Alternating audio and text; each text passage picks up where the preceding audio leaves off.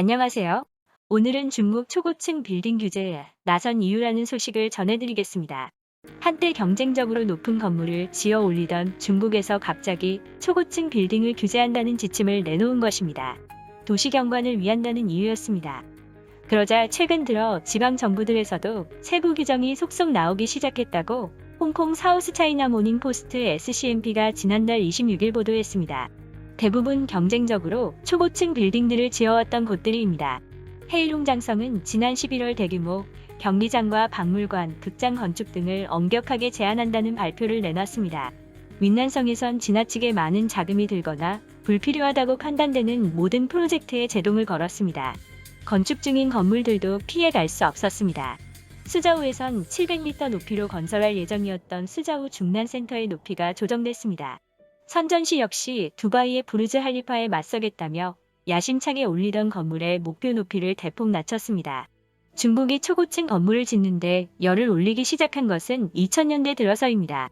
아랍에미리트 두바이의 부르즈 할리파에 이어 세계에서 두 번째로 높은 빌딩인 상하이타워 632m가 대표적입니다. 전 세계 초고층 빌딩의 절반인 680여 개가 중국에 있으니 더 이상 설명이 필요 없습니다. 세계에서 가장 높은 건물 100개 중 44개가 있는 곳도 역시 중국입니다. 하늘 높은 줄 모르고 치솟던 중국의 고층 건물들이 더 들어서지 못하고 있는 것은 앞서 말한 규제 때문입니다. 중국 정부는 높이 500m 이상의 초고층 빌딩을 새로 짓지 못하도록 하고 250m 이상 빌딩을 지을 때도 엄격한 규정을 지켜야 한다고 발표했습니다. 특별한 경우라는 예외 규정을 두긴 했지만 구체적으로 어떤 것인지는 알 수 없습니다. 중국 정부가 이 같은 방안을 내놓은 것은 도시 경관을 위한다는 면도 있지만 경제적 이유가 크다는 것이 전문가들의 견해입니다.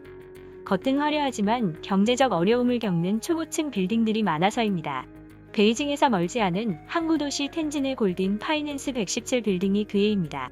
중국 골딘금융그룹의 텐진 사옥으로 2009년 공사를 시작했지만 여전히 미완성 상태입니다. 재정적 어려움이 닥친 탓입니다. SCMP는 초고층 빌딩은 한때 부유함과 첨단 기술을 상징했지만 유지하는 데 엄청난 비용이 들어간다는 점을 무시할 수 없게 됐다고 설명합니다. 마천루를 제한하는 이유가 하나 더 있습니다. 코로나19 팬데믹 때문입니다. SCMP는 정부는 아마도 이런 초고층 빌딩이 코로나19와 같은 전염병에 매우 취약할 수 있다는 점 역시 고려했을 것이라고 짚었습니다. 오늘의 추천 영상은 중국 점차 사라져가는 소수민족 특혜, 조선족 학교 80% 사라졌다입니다. 감사합니다.